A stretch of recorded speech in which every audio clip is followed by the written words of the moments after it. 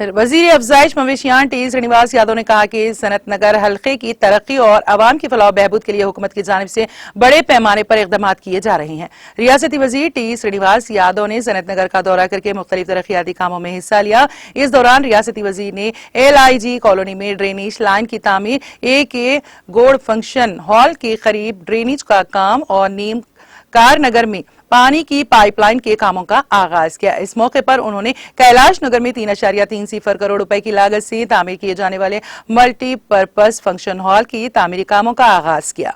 बालजा इस मौके पर मुनक़िदा इजलास से खिताब करते हुए रियासती वजीर टी श्रीनिवास यादव ने कहा कि गरीब और मुतवस्सित तबके के लोगों की जरूरियात को मद्देनजर रखते हुए एक मल्टी पर्पस फंक्शन हॉल तामीर किया जा रहा है। उन्होंने कहा कि बंसीलाल पेट और मारेटपल्ली में पहले ही तामीर हो चुकी हैं और हाल ही में पाटीगड्डा में भी इस तरह का एक फंक्शन हॉल का आगाज किया गया है। तेलंगाना हुकूमत के बरसरे इख्तिदार आने के बाद सनत नगर हल्के में 9.5 साल की मुद्दत में 1400 करोड़ रुपए से ज्यादा की लागत से कई तरक्याती काम किए गए हैं।